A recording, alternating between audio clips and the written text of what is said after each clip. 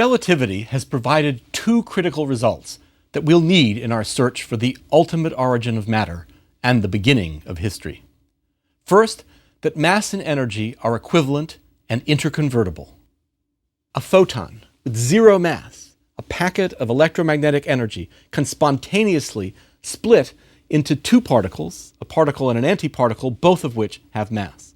And vice versa, the combination of particle and antiparticle can eliminate that mass from the universe and turn it into pure energy. Secondly, that space and time are inextricably linked. Looking out into space is, quite directly, looking back into time. To read the history of the universe, we need only turn the pages by looking deeper and deeper into space.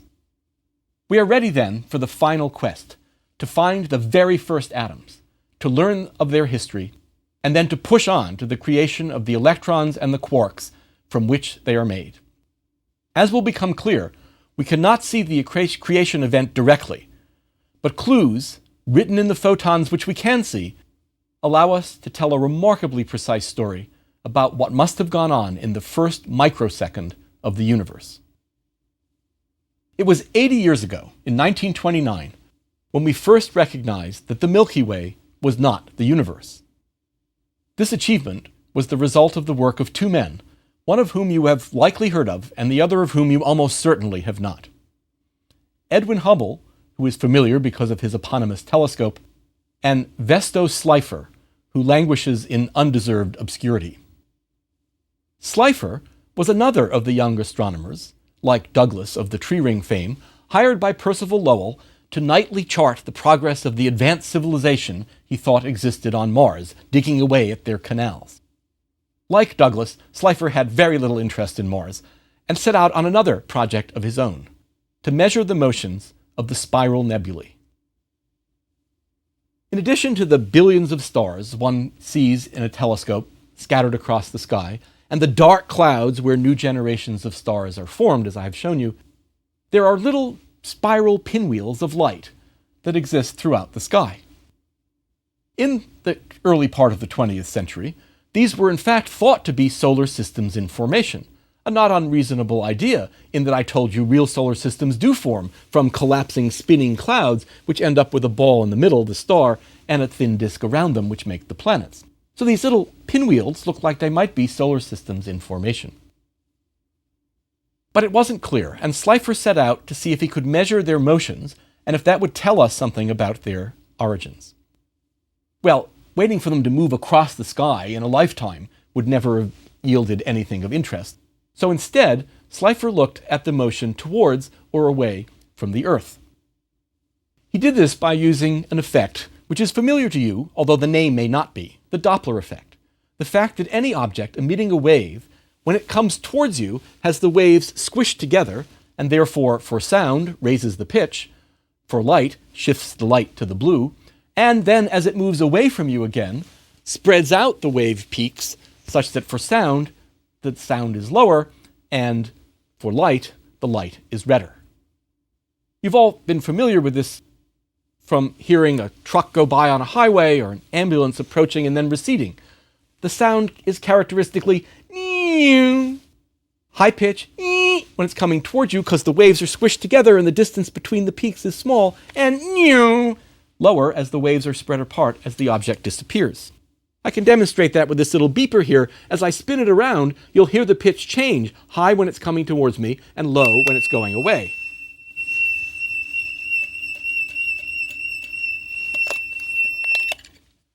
That's called the Doppler effect, and it works for light just as it does for sound. The light squished closer together means wavelengths shifted to the blue. The light waves stretched farther apart means wavelengths shifted to the red. Now, to measure this, one can't just simply take a picture and see if a spiral nebula is blue or red. The shifts for reasonable velocities are tiny. What one has to do is take advantage of the unique barcode of spectral lines of, for example, hydrogen, with photons whose energy is known precisely because they correspond to the jump of an electron from one orbit to another. This means it's painstaking work. In the early part of the 20th century, photography was well developed, but photographic film is a really poor recorder of light. The reason we've all shifted to digital cameras these days is because photographic film typically converts about 1% of the light falling on it into a signal, whereas digital cameras operate at an efficiency closer to 90%. These spiral nebulae were very faint, and so Slipher had to carry his photographic glass plate out to the telescope, in the dark of course, slide it into the camera, expose all night, carefully moving the telescope as the object tracked across the sky, and then carefully take the plate out in the morning, make sure it was covered in black paper, take it back to the dark room and store it, and come back the next night to repeat the measurement. Typically, it would take a week of a single exposure to get a measurement of the positions of the lines to measure the Doppler effect. In fact, between dropped plates and cloudy conditions and the work that he had to do for Lowell looking at Mars, it took Slipher nearly 15 years to get 21 good measurements. But the result was quite remarkable. 17 out of the 21 spiral nebulae he observed were moving away from us. That is, their lines were shifted to the red. This is really quite astonishing if you imagine a universe in which things are randomly moving around. It's like getting 17 heads out of 21 flips of a coin. The odds against that are nearly 100,000 to 1. Enter Edwin Hubble. He was focusing on trying to measure the distances to these same spiral nebulae. He had, in fact, using the new large telescopes on Mount Wilson, outside of Los Angeles, resolved individual stars in these systems and no longer believed that they were clouds of gas, but separate galaxies, as he called them, other island universes like our own, expanding enormously the scope of the universe. The distance he calculated to each galaxy was based on measuring the pulsations of stars whose intrinsic luminosity he knew from studying them in the Milky Way. These stars expand and contract slowly with time, as I've mentioned, with periods ranging from weeks to months. It turns out that the amount of time they take to go from maximum to minimum and back again is directly proportional to their intrinsic luminosity. And so, having determined this in our galaxy from nearby examples, he then used the same kinds of stars in other galaxies to measure their distance. Combining his results with Slipher's, he discovered a remarkable result. The farther away a galaxy was, the greater its redshift, the faster it was moving away. Here's Hubble's data. We plot on the y-axis the velocity of the galaxy in kilometers per second. Negative velocities, by convention, mean objects moving towards us. Positive velocities are velocities moving away. We see that there are a few galaxies, a handful, 3 or 4, that are moving towards us at a few hundred kilometers a second. Indeed, the nearest large galaxy to our own, the Andromeda galaxy, and our galaxy are moving towards each other at about 350 kilometers a second, and a few billion years from now, they'll actually collide. Now, colliding galaxies aren't quite as drastic as they sound, because the star separation, remember, is enormous. The orange here in Washington and the orange in Minneapolis. If you throw a bunch of oranges separated by that distance from each other, they're very unlikely to hit head-on. The galaxies will basically pass right through each other, but the orbits of the stars will indeed be messed up. However, if we look at the majority of the galaxies in Hubble's data, we see they're moving away from hundreds up to more than 1,000 kilometers a second. Furthermore, by plotting their distance from Hubble's measurements on the x-axis, we see that there's a correlation between these two quantities, that the nearby galaxies are the only ones that are coming towards us or moving away at modest speeds, whereas the farther we go away, millions of light years out into space, the faster the galaxies are running away. Even more astonishing. The naive interpretation of Hubble's observation is very disturbing. If all the galaxies are running away from us, it would seem that we must be the center of the universe. Furthermore, if the farther away they are, the faster they're fleeing, then they must know we're here and where we are.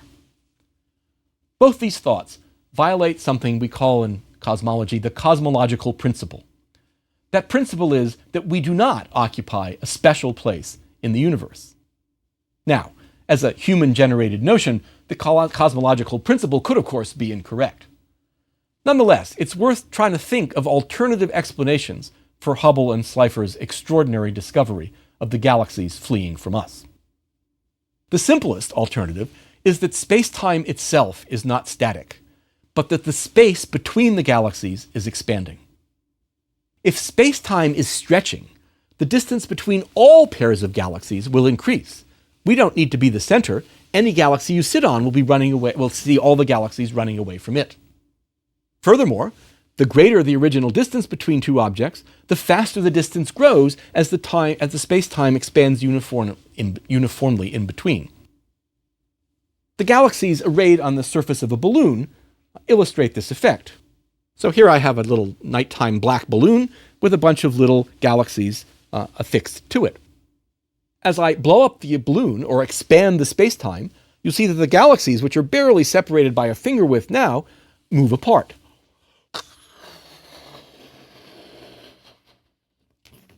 Now they're separated by up to 3 finger widths.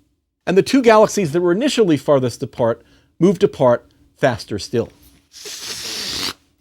Now they're back together when the universe shrinks. Let's see how this works in one dimension rather than doing a two-dimensional model like this, because it's confusing enough as it is. The observation of Hubble and Slipher is that we sit in a place where all the galaxies are running away from us. Let's take a one-dimensional analogy here. Imagine a ruler made of rubber that's 12 inches long, and affixed to it are 4 galaxies, separated by different distances from each other. Now let's imagine we take the end of that ruler and we stretch it. We stretch it at the rate such that it doubles every 30 seconds, or expands by 24 inches per minute. Let's look at what happens to each pair of galaxies. Well, the galaxy at the origin of the ruler, of course, stays at the origin of the ruler. That will be, say, our galaxy. And so its point has no velocity and is plotted at a distance of 0. The next galaxy out, which is located at the 2-inch mark on the ruler, begins life 2 inches away, but as we stretch the ruler, ends up after 30 seconds 4 inches away, and after a minute 8 inches away. So it's moving away at 4 inches per minute when it initially started 2 inches from us. That gives us a second point on this graph of velocity versus distance apart. Now let's look at the third galaxy. It starts out life 5 inches away from us, and as we stretch the ruler, that distance goes to 10 inches, to 15 inches, to 20 inches, as we keep doubling the size of the ruler. So it's moving apart at 10 inches per minute when it started out 5 inches away from us, a third point on the graph. Finally, the last galaxy, which starts out at the opposite end of the ruler, begins life, of course, 12 inches away, and then, as we double the size of the ruler, goes to 24 inches away. So it's moving away at 24 inches per minute, having started at 12 inches from us, a fourth point on the graph. Now, of course, we connect the dots. The line on the graph rises from the lower left to the upper right, just like Hubble's galaxies did, which we interpret as saying that the velocity with which they're moving away increases with their distance from us. This looks like a nice straight line, and you may recall from 9th grade algebra that the equation for a straight line is that y equals mx plus b, where y is the value of the y-coordinate, x the value of the x-coordinate, b the intercept with the y-axis, which here is 0, so we can ignore, and m the slope of the line, the slope being calculated by the change in the y divided by the change in x. Here we have 12 inches per minute on the y-axis and 6 inches on the x-axis, giving us a slope of 2 inches per minute per inch. This is effectively Hubble's law. In Hubble's case, we replace the y-axis with the velocity of the galaxy in kilometers per second. The distance on the x-axis is the distance in millions of light years. And the slope, which we name h in honor of Hubble himself, gives us the rate at which galaxies are moving away. V equals h times d, where h is roughly 20 kilometers per second per million light years. That is, for every million light years I go out into the universe, a galaxy is moving 20 kilometers per second more away from us. The space is uniformly stretching in all directions, or as we usually say, the universe is expanding. Thus, knowing that v equals h times d, we measure h using nearby galaxies, as Hubble initially did. We measure the velocity by using the Doppler effect, which is a very straightforward observational technique. And we can find the distance equals v over h, two quantities we know, the distance of any galaxy. This result was extremely ironic for one Albert Einstein. His 1916 model of general relativity was dynamic. It had spacetimes that either expanded or contracted willy-nilly. And he was very concerned about this, so he added a fudge factor called the cosmological constant to make the universe static. Once it was discovered that the universe indeed was expanding, Einstein referred to this as his greatest blunder. Numerous independent lines of evidence confirm that the universe is indeed expanding from a much denser phase in the very distant past. This is our framework for interpreting all of our observations and is called the Big Bang model.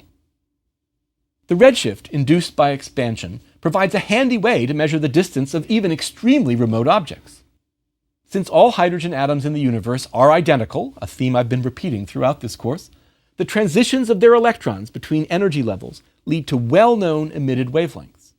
For example, the jump in the hydrogen atom between level 2 and level 1 corresponds to an energy difference of 10.4 electron volts, as we saw in lecture 3, which produces a wavelength of light of 121.6 nanometers in the ultraviolet part of the spectrum. In the ultraviolet spectrum, unless, of course, that light is redshifted. By measuring the observed wavelength, which is observationally straightforward, we can tell how rapidly the galaxy is moving away from us, and therefore, using Hubble's law, how far away it is. The ratio of the emitted to observed to emitted wavelength gives the factor by which the universe has expanded since the light left that emitting galaxy. As the waves travel through space, and the space itself expands, their crests grow farther and farther apart. As you can see on my white balloon here, we have a little wave, which, if it's moving through a space-time that's stationary, will always have the same distance between its crests. But as we stretch the space-time, the distance between the peaks of the waves gets wider and wider. That, in effect, is the redshift. It's not, technically speaking, the Doppler effect, something moving through space. It's the space itself stretching, rendering the wavelength longer and longer. Having measured the rate of expansion using objects of known distance, the redshift thus directly gives the object's distance, and the most distant galaxies we've detected are at a redshift factor of 6.5. That means the radius of the universe since the light left those objects was about 7 times smaller. The universe was 7 times 7 times 7, this dimension, and this dimension, or 350 times denser at that point, because as we shall see, the number of fundamental particles has not changed since that time. The light left these galaxies 12.9 billion years ago. How can we use this ancient light to learn more about the history of atoms? A few minutes after the Big Bang, only 6 types of nuclei were present in the universe. 2 isotopes each of hydrogen, helium, and lithium. Normal hydrogen, a single proton, and heavy hydrogen, deuterium, a proton with 1 neutron. Light helium, helium-3, that we encountered first in the nuclear processes that power the sun, 2 protons and 1 neutron. And normal helium, an alpha particle, helium-4, 2 protons and 2 neutrons. And finally lithium, the third element of the periodic table, which has either 3 protons and 3 neutrons, or 3 protons and 4 neutrons. Nothing else was present because nothing with more neutrons and protons had a chance to form. Now, the relative amounts of each of these isotopes provides an extremely strong constraint on the earliest moments of the universe. Measuring their abundances from a distance of nearly 13 billion light years is certainly a challenging task. At this time, most of the matter had not yet collapsed into galaxies and was spread more or less uniformly through space in tenuous clouds. The initially densest regions, however, had strong enough gravity to be able to have collapsed, and some produced giant black holes, 1 billion times the mass of the sun, which gobbled up all the surrounding material at a prodigious rate. This is the first mention of black holes in 23 lectures. When I give public talks, the first question, no matter what I speak about, is usually about black holes. But you'll have to save those questions for another lecture series because we don't have time to talk about them now. Here, all we need to know that they're massive objects which gobble up matter, and in the process shine brightly. Yes, it sounds ironic, we call them black holes and light can't escape from them, but as the matter spirals into them, it heats up to very high temperatures, and before it plunges over the edge of the horizon of the black hole, it emits enormous amounts of light. In fact, one of these black holes can easily generate 1,000 times more energy than a galaxy of 100 billion stars, and so can easily be seen across the vast distances involved. Most galaxies today have these black holes, so we're not surprised to find them as relatively common in the early universe. Our galaxy has a particularly wimpy one. It's only about 3.6 million times the mass of the Sun, but most galaxies have massive black holes between 100 million and 1 billion times the mass of the Sun, and indeed these holes play a major role in the development and evolution of galaxies. In any event, as the shining light from these black hole beacons passes through the clouds of gas along the way, deuterium, heavy hydrogen atoms, absorb that light at the precise wavelengths corresponding to their electron jumps, which differ ever so slightly from those of normal hydrogen because of the difference in the mass of the nucleus. Again, not because gravity is involved, but because as the electron orbits the nucleus, and the nucleus orbits in turn, the heavier one moves less than the light one. And so the energy levels are shifted ever so slightly, producing different wavelengths of light. Detecting both normal hydrogen and heavy hydrogen in the same cloud allows us to calculate their abundance ratio. Since this gas is unpolluted by the effects of nucleosynthesis in stars, indeed very few if any stars have formed yet, it represents the value of the primordial material formed in the Big Bang itself. And the answer is 30 deuterium atoms for every million hydrogen atoms. Deuterium is relatively rare, for a reason we'll explain next time. The other 4 isotopes are much less abundant than hydrogen, deuterium, and helium, and they're very difficult to measure at high redshift, so their determinations are made more locally. Galaxies which have yet to experience much star formation, which have taken very little of its gas and processed it through stars, which create heavy elements, are relatively pristine samples of primordial material. Also, the very oldest stars in our own galaxy, the first generation to form, some of which are still around because the small stars, as you recall, live a very long time, are likewise made of material very close to that original composition. From these observations, the primordial abundances appear to be as follows. Helium-4, what I've said from the start is the second most abundant element in the universe, at about 22%. Helium-3 at about 50 parts per million. Lithium-7 at only 3 parts per billion. And lithium-6, still undetected, at less than 1 part per trillion. Our instruments are just not sufficiently sensitive yet to see this tiny amount of expected lithium-6. These abundances are key to constraining the conditions in the first 3 minutes of the universe. Just as in the cores of stars, where the other elements are made, the number of each type of atom created is extremely sensitive to the temperature and the density in the nuclear cauldron where nuclei are created. We shall see next time how this works in the Big Bang.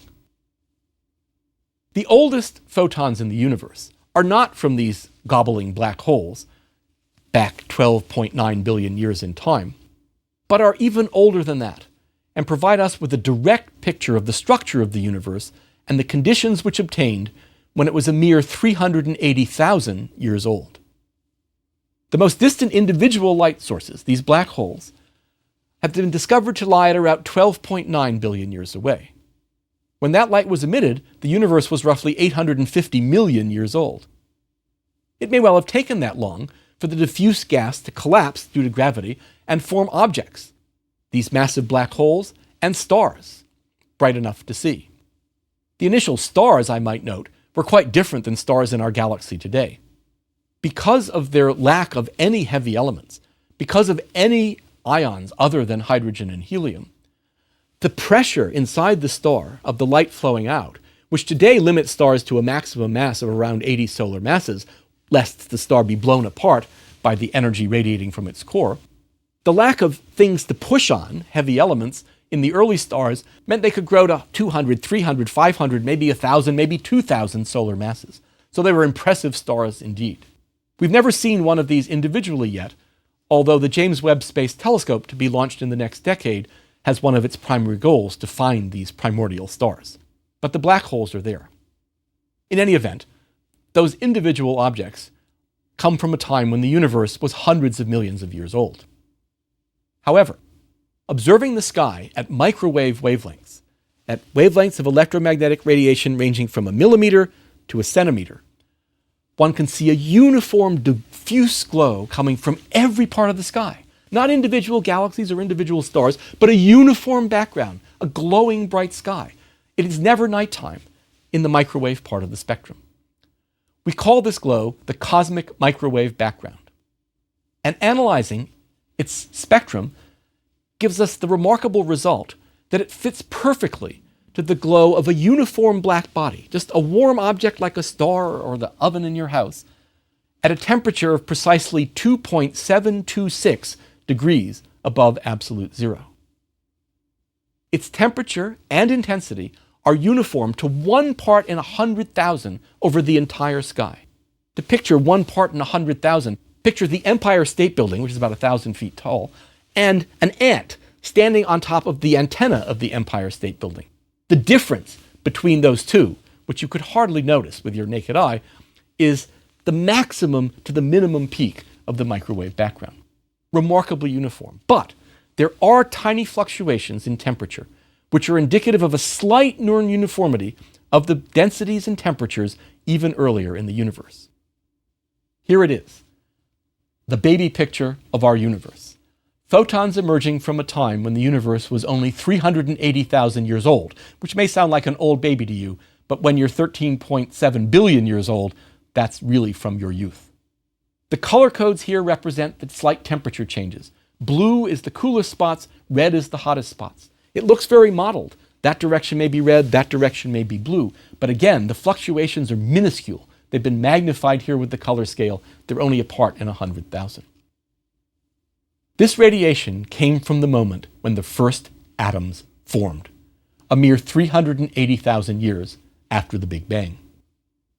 Prior to this time, the entire universe was too hot, more than 3,000 degrees, the temperature of the surface of a star, for hydrogen atoms to form, that is, for protons to capture electrons and keep them bound in orbits.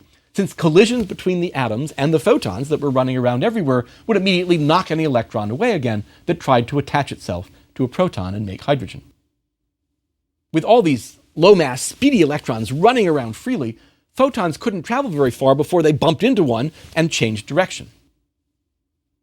When further expansion cooled the universe, as the stretching of space-time shifted the peaks of the wavelengths apart so the temperature effectively fell, just below 3,000 degrees, the hydrogen atoms could form, and the photons were no longer energetic enough to knock them apart. All the electrons quickly bound up to atoms, and the photons were allowed to flow freely in a straight line through space, directly to us 13.7 billion years later, captured by our telescopes where we observe them as the cosmic microwave background.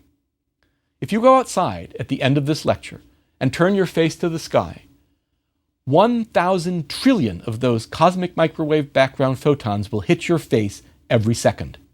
You will literally be bathing in the glow of the Big Bang. Analysis of this radiation provides us with the most accurate estimates of the parameters that describe the Big Bang model. They give us the age of the universe as 13.72 plus or minus 0.12 billion years, a measurement of the age of our cosmos accurate to 0.9%, almost as good as Bishop Ussher. It tells us the amount of matter in our universe is 4.56%, with an uncertainty of only 0.3% of the total composition of the universe. What? The matter I've been telling you about for 23 lectures makes up only 4.5% of the universe? I'm afraid that's true. It's a secret I've been holding from you. 95.5% of the universe is made of something else. What? We don't know. We're ignorant. We know it's of two types. And to cover our ignorance, we call one dark matter and the other dark energy. Dark matter makes up 22.8%, dark energy 72.6%. They are the subject for another course. And finally, the microwave background gives us the Hubble constant to supreme accuracy also. It's 21.6 plus or minus 0.4 kilometers per second per megaparsec. We have now seen directly then, in the cosmic microwave background, when the first atoms formed. We are but one step removed from our final goal, to discover how and when the building blocks of atoms electrons, protons, neutrons, and quarks, came into existence. Using the information from the primordial element abundances and the cosmic microwave background, we are now prepared to go beyond where we can see directly to the first moment of the universe.